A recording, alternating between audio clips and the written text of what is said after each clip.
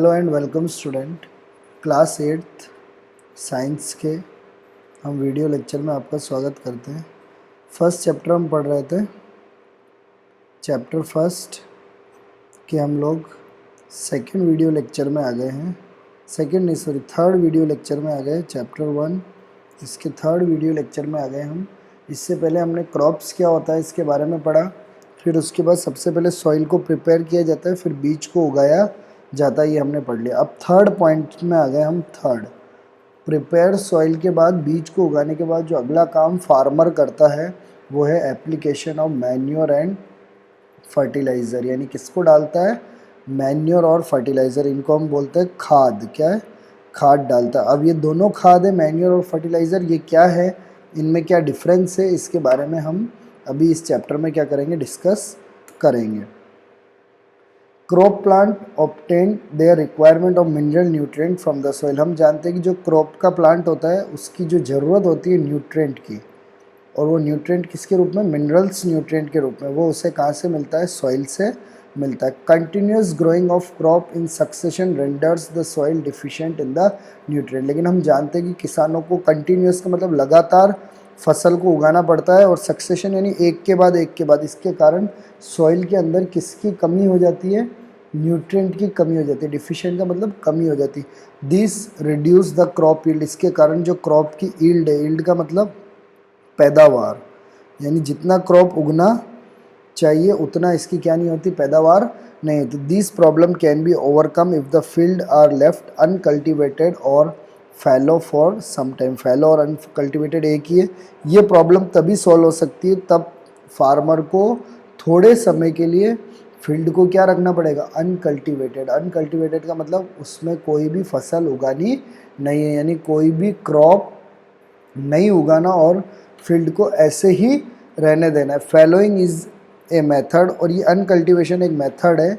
Allowing land to naturally, तो ये land को अलाउ करता है कि वो प्रकृति के द्वारा ही न्यूट्रिएंट को वापस क्या कर ले? रीगेन। रीगेन का मतलब वापस गेन कर ले। And is to leave land free for one or more season. एक या एक से अधिक सीजन, यानी विंटर, समर, या एक से एक अधिक सीजन तक लैंड को ऐसे ही क्या रखना पड़ेगा? खाली रखना पड़ेगा। और आप जानते हो कि अगर लैंड को ऐसे ही खाली रखेंगे और क्रॉप को नहीं उगाएंगे तो किसान यानी फार्मर का कितना बड़ा नुकसान होगा। लेकिन अगर नेचुरल तरीके से अगर हमें फर्टिलिटी को वापस लाना है या न्यूट्रिएंट को वापस लाना है तो हमें लैंड को क्या रखना पड़ेगा? खाली रखना पड़ेगा। तब क्या होगा? The dead plant, animal and other organic matter that can collected on the field are decompose by micro organism. तो हम जानते हैं कि जितने भी मरे हुए प्लांट हैं या एनिमल है या और कोई भी मैटर है जो प्लांट या एनिमल के प्रोडक्ट हैं, उनको कौन डिकम्पोज यानी ख़त्म कर देगा? माइक्रो ऑर्गेनिज्म ख़त्म कर देगा। और किस में मिक्स कर देगा? सॉइल में मिक्स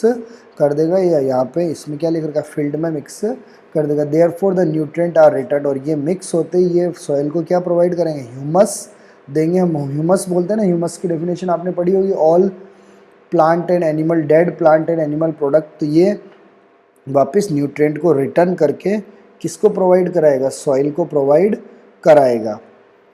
लेकिन since field can not be left uncultivated, लेकिन हम जानते हैं कि हम फील्ड को क्या नहीं रख सकते? अनकल्टिवेटेड, यानी बिना क्रॉप को उगाए रख नहीं सकते। Because of economic reason. क्यों? क्योंकि आर्थिक रूप से हमें क्या चाहिए? इनकम चाहिए, यानी मनी चाहिए। और मनी चाहिए तो हमें फसल उगानी पड़ेगी, यानी हम अनकल्टिवेट नहीं कर सकते। हम फसल को नहीं उगाए ऐसा नहीं हो सकता। इसलिए farmer have been adding certain substance to the soil. इसीलिए फार्मर को कुछ पदार्थ या सब्सटेंस डालने पड़ेंगे सॉइल में to replenish the soil with nutrient, यानी बिना सॉइल को अनकल्टिवेट रख के सॉइल में वापस न्यूट्रिएंट लाने के लिए कुछ चीज़ों को क्या करना पड़ेगा? डालना पड़ेगा फार्मर को। नहीं तो क्या है? फार्मर को सॉइल को अनकल्टिवेट रखना पड़ेगा फील्ड को, ऐसा पॉसिबल नहीं है। नहीं तो वो क्या नहीं कर पाएगा? मनी को कमा नहीं पाएगा। And another method to overcome the problem of soil deficiency is called mix cropping. और एक और तरीका है कि सॉइल में न्यूट्रिएंट की कमी की प्रॉब्लम को हम सॉल्व कर सकते हैं। इसका क्या तरीका है? Mixed cropping. अब ये मिक्स क्रॉपिंग क्या है? The practice of growing two और more crop simultaneously on the same piece of land. ये डेफिनेशन आपको याद रखनी पड़ेगी। वो प्रैक्टिस जिसमें हम दो या दो से ज़्यादा फसल को एक ही ज़मीन के टुकड़े या एक ही लैंड में अगर उगाएंगे तो इस प्रोसेस को हम क्या बोलते हैं, मिक्स्ड क्रॉपिंग बोलते हैं। मिक्स का मतलब एक से ज़्यादा फसल को हमें उगाना है। It is an age old practice in our country, ये पुराने समय से हमारे देश में ऐसा ही चल रहा है। Farmer use to mix the seed of two crop and sown in the field. Farmer क्या करता है, दो बीजों को मिक्स कर देता है और फिर वो फसल को उगाता है। The crop are chosen in such a way that the product of waste material from one crop help in growth of the other crop. और इस तरह के क्रॉप का यूज़ किया जाता है कि एक क्रॉप का जो वेस्ट मटेरियल है वो दूसरे क्रॉप के ग्रोथ में क्या कर सके, मदद कर सके। जैसे एग्जाम्पल के लिए अगर कोई सीरियल क्रॉप ले रहे हैं हम, सीरियल यानी अनाज वाला क्रॉप ले रहे हैं, जैसे एग्जाम्पल में अगर वीट लिया तो वीट के साथ हमें क्या उगाना है, लेग्यूमिनस क्रॉप। लेग्यूमिनस क्रॉप का मतलब पल्स यानी दाल उगाना है। और वो दाल कौन सा उगा रहा है, ग्राम दाल, यानी वीट है प्लस उसके साथ पल्स उगाना है। पल्स में कौन सा उगाना है, gram. Then the uptake of nitrogen from the soil by cereals is compensated by the addition of nitrogen in the soil by nitrogen fixing legumes. इसमें क्या होगा कि जो वीट है उसको क्या चाहिए, नाइट्रोजन वाला खाद चाहिए। तो नाइट्रोजन की सॉइल में क्या हो जाएगी, कमी। तो उस कमी को कौन दूर करेगा, ये दाल वाला पौधा दूर करेगा। और वो एटमॉस्फेयर में जो नाइट्रोजन है उसको किस में मिक्स कर देगा, सॉइल में मिक्स कर देगा। इसलिए जो वीट ने जो नाइट्रोजन का यूज़ किया उस नाइट्रोजन की कमी को कौन पूरा कर देगा, ग्राम यानी हमारा पल्स का पौधा क्या कर देगा, पूरा कर देगा। और दिस हैज़ टू एडवांटेज, इससे क्या होंगे, दो फायदे होंगे। पहला, the fertility of soil is increase, तो सॉइल की फर्टिलिटी बढ़ जाएगी। Ultimately yield of the crop is improve, और क्रॉप की जो ईल्ड है, ईल्ड यानी बार बार बोल रहा हूँ, पैदावार, सही लिख लेना, जो क्रॉप है उसकी पैदावार भी क्या हो जाएगी, बढ़ जाएगी। The substance which are added to the soil in the form of nutrient, ऐसे सब्सटेंस, अब ये मैन्योर और फर्टिलाइजर की डेफिनेशन, ऐसे सब्सटेंस जिनको सॉइल में ऐड किया जाता है जिसके कारण सॉइल को क्या मिले, न्यूट्रिएंट मिले और हेल्दी ग्रोथ हो प्लांट का, उसको हम क्या बोलते हैं, मैन्योर और फर्टिलाइजर। और मैन्योर और फर्टिलाइजर को जो डालने का जो प्रोसेस है उसको बोलते हैं मैन्योरिंग। क्या बोलते हैं, मैन्योरिंग। क्या बोलते हैं, मैन्योरिंग। यानी मैन्योर और फर्टिलाइजर डालने के प्रोसेस को हम क्या बोलते हैं, मैन्योरिंग। सिंस एंशियंट टाइम, पुराने समय से ही people have been using manure waste product of plant and animal and natural material to help the plant growth. यानी पुराने समय से ही इंसान इस मैन्योर का यानी खाद का यूज़ कर रहा है। और वो खाद कैसे बनाया जाता है, प्लांट और एनिमल के जो वेस्ट है, जो नेचर के द्वारा दी गए हैं, जैसे गोबर है, आपको पता है प्लांट के वेस्ट है, उन सब का यूज़ करके वो मैन्योर को बनाता है। और manure is rich in organic nutrient, और मैन्योर के अंदर कौन से न्यूट्रिएंट होते हैं, ऑर्गेनिक। ऑर्गेनिक का मतलब जो लिविंग थिंग्स हैं उनके जो वेस्ट है उससे बनाया जाता है। एक होता है ऑर्गेनिक और एक होता है इनऑर्गेनिक। ऑर्गेनिक में तो लिविंग प्रोडक्ट के वेस्ट होते हैं और इनऑर्गेनिक किससे बनता है, केमिकल से बनता है। Manure are three kind, farm yard manure. Manure तीन तरह के होते हैं, पहला है फार्म यार्ड मैन्योर, सेकेंड है कंपोस्ट और थर्ड है ग्रीन मैन्योर। यानी मैन्योर को तीन भागों में बांटा है, एक तो है फार्म यार्ड मैन्योर, दूसरा है कंपोस्ट और तीसरा क्या है, ग्रीन मैन्योर। तो एक एक देखते हैं। सबसे पहला कौन सा है, farm yard manure. Farm yard manure में क्या होता है, कैटल डंक यानी जो भी गाय भैंस और होते हैं इनके डंक, ठीक है, जिसको गोबर बोलते हैं, urine, remnant of straw and farm yard waste. और उसके अलावा जितने भी फार्म यानी फार्म यार्ड का मतलब जितने भी खेत का जितना भी वेस्ट हो वो सारा, ऑल दिस आर मिक्सड, इन सबको मिक्स कर देते हैं। Allow to dry in the sun, और सूरज में इनको सूखने के लिए देते हैं। और subsequently it is used as manure, और बाद में इनका किसके रूप में यूज़ करते हैं, खाद के रूप में यूज़ करते हैं। कंपोस्ट क्या होता है, कंपोस्ट भी मैन्योर होता है। ये कैसे बनता है, डेड प्लांट और एनिमल के वेस्ट को डिकम्पोज करते हैं, यानी किसी खड्डे में डालते हैं और माइक्रो ऑर्गेनिज्म इस डेड प्लांट और एनिमल को तोड़ के छोटे भागों में डिवाइड कर देते हैं। और इस process of producing compost is called composting. और इस प्रोसेस को, जिससे ये कंपोस्ट मैन्योर बनाया जाता है, उस प्रोसेस को क्या बोलते हैं, कंपोस्टिंग बोलते हैं। अगला है ग्रीन मैन्योर। ग्रीन मैन्योर में क्या होता है, green plant which are ploughed along with soil, generally quick growing leguminous plant are used as green manure. कई बार क्या होता है, ग्रीन प्लांट जो हम उगाते हैं उसको सॉइल में से हम ले लेते हैं, जैसे दाल के पौधे हैं उनके लिग्यूमिनस यानी पल्स के क्रॉप है, उनको हम किसके रूप में यूज़ कर सकते हैं, ग्रीन मैन्योर के रूप में क्या कर सकते हैं, यूज़ कर सकते हैं। Another way to enriching the soil, अब अगर मैन्योर नहीं है और मैन्योर से नहीं है तो एक और तरीका है जिससे सॉइल के न्यूट्रिएंट बढ़ाया जाता है, उसको हम बोलते हैं फर्टिलाइज़र। और ये फर्टिलाइज़र क्या होता है, केमिकल होता है और इसको कहाँ बनाया जाता है, फैक्ट्री में बनाया जाता है। Fertiliser are the inorganic compound. अभी हमने देखा था मैन्योर क्या है, ऑर्गेनिक है, ऑर्गेनिक का मतलब वो प्लांट और एनिमल का वेस्ट है, लेकिन फर्टिलाइज़र क्या है, इनऑर्गेनिक यानी केमिकल से बनता है, जिसके अंदर न्यूट्रिएंट होते हैं जैसे नाइट्रोजन, पोटेशियम और phosphorus. They are made in factory, इनको कहाँ बनाया जाता है, फैक्ट्री में बनाया जाता है। अलग अलग fertiliser are use for different plant, और अलग अलग फर्टिलाइज़र अलग अलग प्लांट के लिए क्या किया जाता है, यूज़ किया जाता है उनकी ज़रूरत के अनुसार। ए bag of fertiliser can be marked, आपने फर्टिलाइज़र के बैग देखे हो तो उनके ऊपर कहीं पे NPK लिखा रहता है, किसी के ऊपर CAN लिखा रहता है। NPK का मतलब होता है N यानी नाइट्रोजन, P यानी फॉस्फोरस और K यानी पोटेशियम। ये सिंबल है, जब आप 9th क्लास में आओगे तो नाइट्रोजन का सिंबल होता है N यानी नाइट्रोजन, और P यानी क्या होता है, फॉस्फोरस,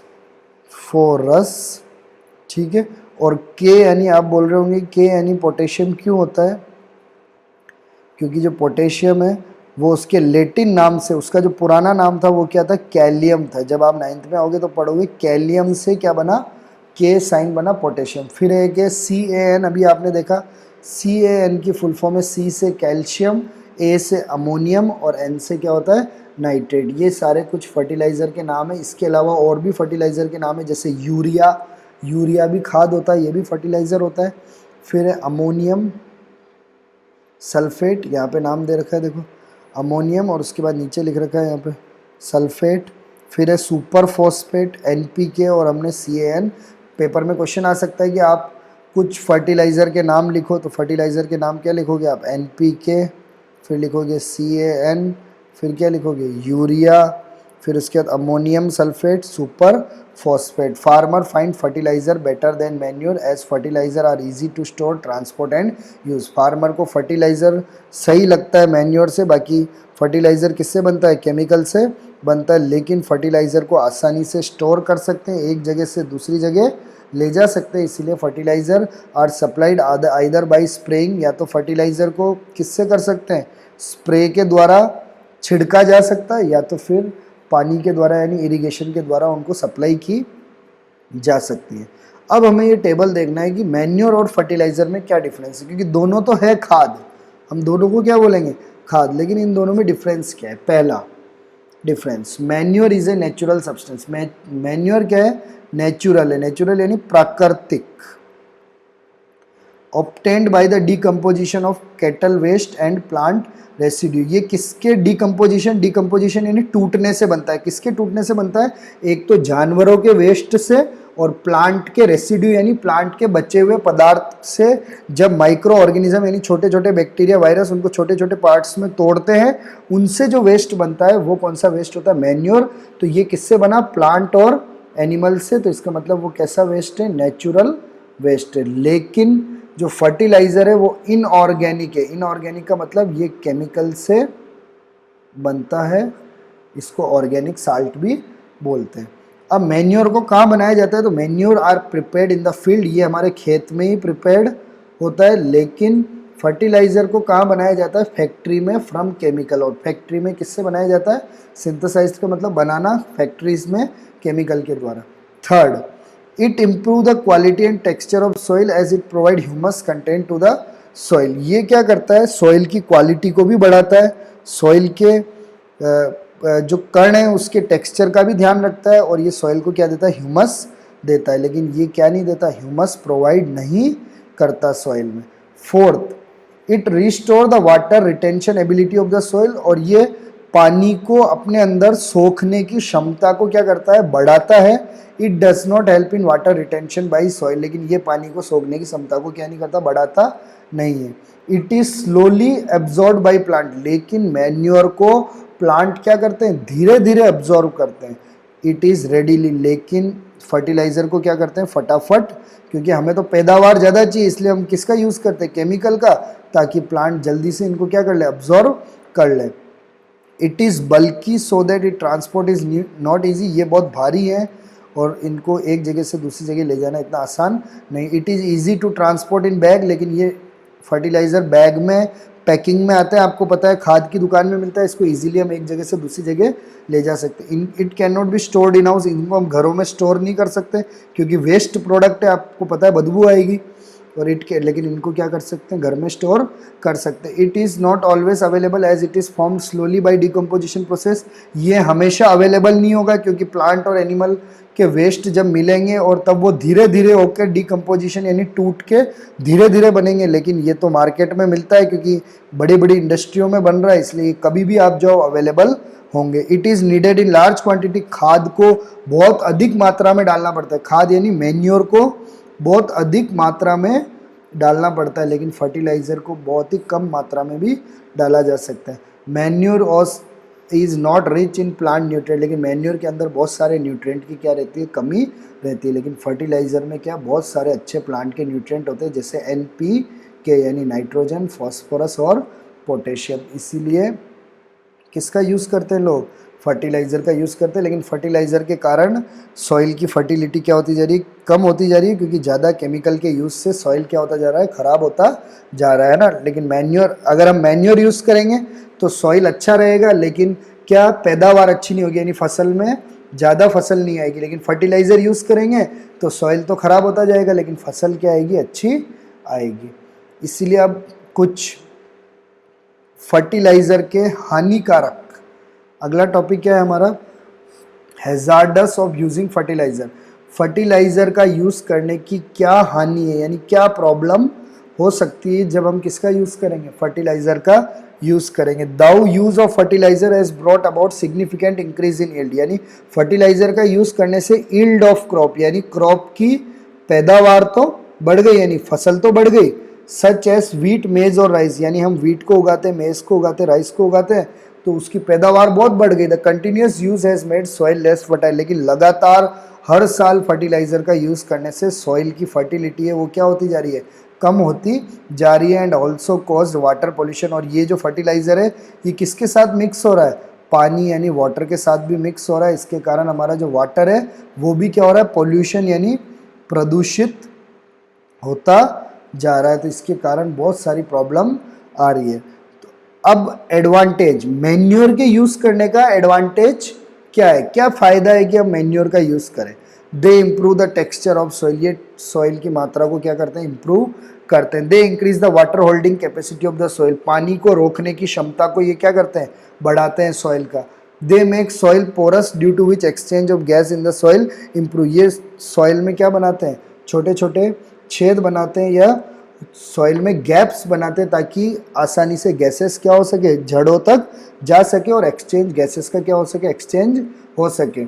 इंक्रीज एराइनेशन, और हवा एराइनेशन का मतलब एयर इंक्रीज होने से number of soil friendly organism, और बहुत सारे सॉइल के अंदर रहने वाले जो जीव जंतु यानी बहुत सारे ऑर्गेनिज्म है जैसे अर्थवॉर्म है, माइक्रोब्स से जो सॉइल के अंदर रहते हैं, अगर हवा मिलेगी तो वो अंदर जिंदा रहेंगे और वो जिंदा रहेंगे तो वो वेस्ट प्रोडक्ट को क्या करेंगे डिकम्पोज करेंगे और सॉइल की फर्टिलिटी को क्या करेंगे बढ़ाते रहेंगे। इसीलिए हमें किसका यूज़ करना चाहिए ज़्यादा से ज़्यादा मैन्योर का यूज़ करना चाहिए। अगला टॉपिक है हमारा क्रॉप रोटेशन। अब क्रॉप रोटेशन क्या है, another method of replenishing the soil with nutrient is by crop rotation, यानी एक और मेथड है जिससे हम सॉइल में न्यूट्रिएंट की मात्रा को कम होने नहीं दे सकते और बार बार न्यूट्रिएंट अपने आप बन जाए उसका तरीका हम यूज़ कर सकते हैं, उसी को हम बोलते हैं क्रॉप रोटेशन का मतलब क्रॉप को आप रोटेट करते रहो। रोटेट का मतलब एक के बाद अलग अलग डिफरेंट टाइप के क्रॉप्स उगाते रहो। Crop rotation is method of growing different crop alternately in the same field, ये डेफिनेशन है क्रॉप रोटेशन की।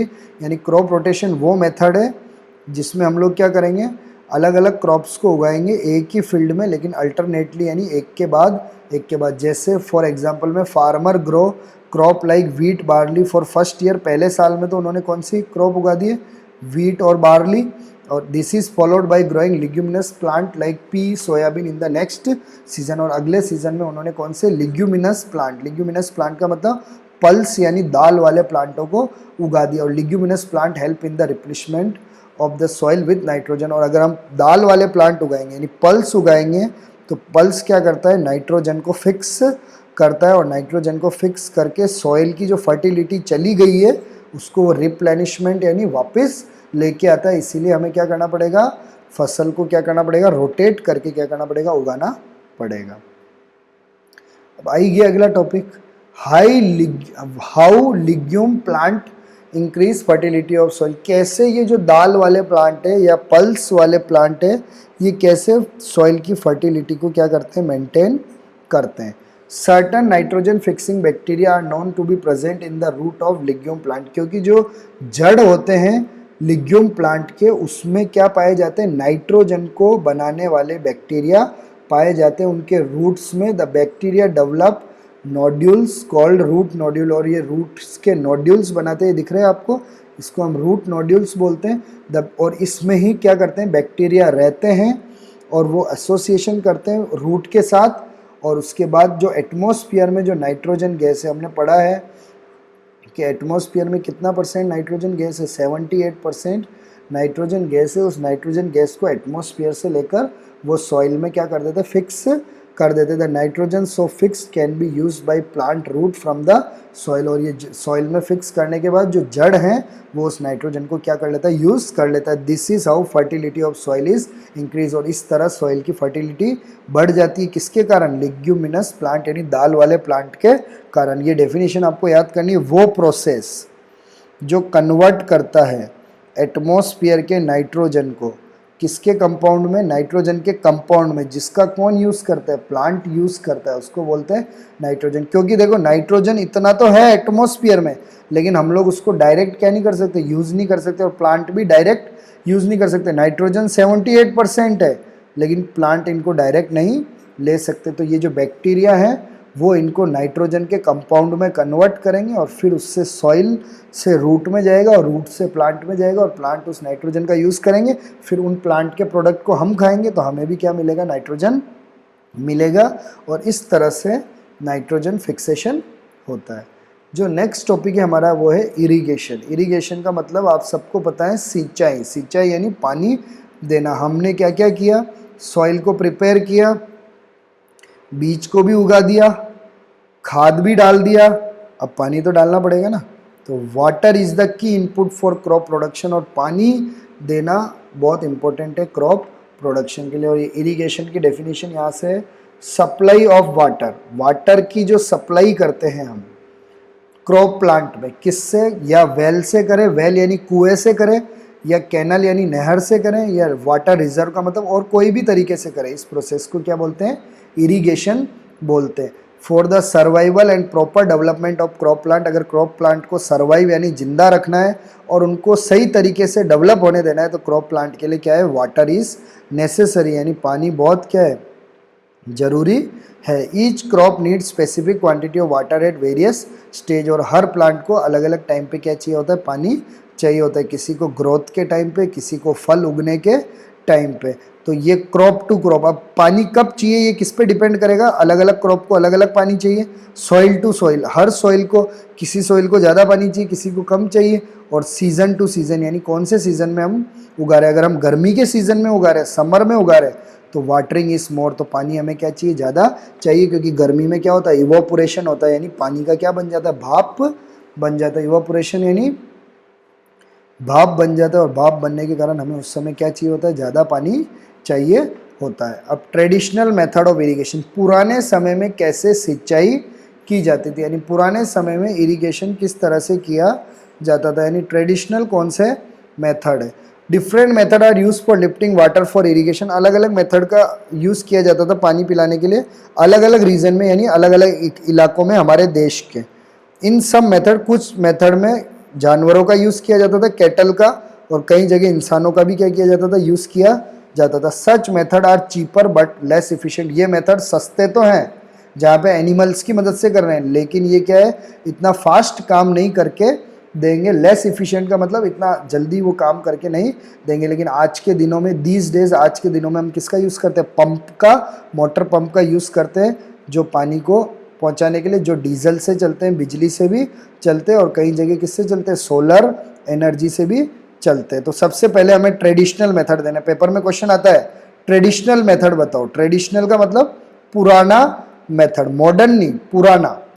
मॉडर्न है ये तो, डीजल, इलेक्ट्रिसिटी और ये पंप के द्वारा चलता है ना, ये मॉडर्न। सबसे पहला है, ये 4 नाम लिख रखे ना आपके, इन चारों के फिगर है, ये देखो।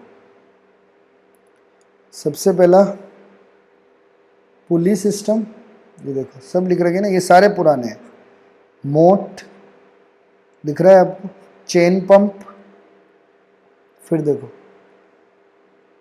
रहत, फिर देखो पर्शियन वेल, फिर देखो देखली। ये चारों मेथड क्या है, ओल्ड मेथड है। किसके हैं, इरिगेशन के। मॉडर्न मेथड इरिगेशन के नहीं है। मॉडर्न मेथड हम नीचे देखेंगे, ये सारे मॉडर्न मेथड ऑफ इरिगेशन। तो यहाँ तक आपको इस चैप्टर को क्या करना है, आज कंप्लीट करना है और जितना भी हमने पढ़ाया है उसको अच्छे से पढ़ना है और कोशिश करने की जो जो इम्पोर्टेंट पॉइंट्स है उसके क्या बनाने, नोट्स बनाने हैं। आगे के वीडियो लेक्चर में हम 1 या 2 वीडियो लेक्चर में इस चैप्टर को क्या करेंगे, कंप्लीट करेंगे। आशा करता हूँ कि आपको वीडियो पसंद आया होगा। Thank you for watching.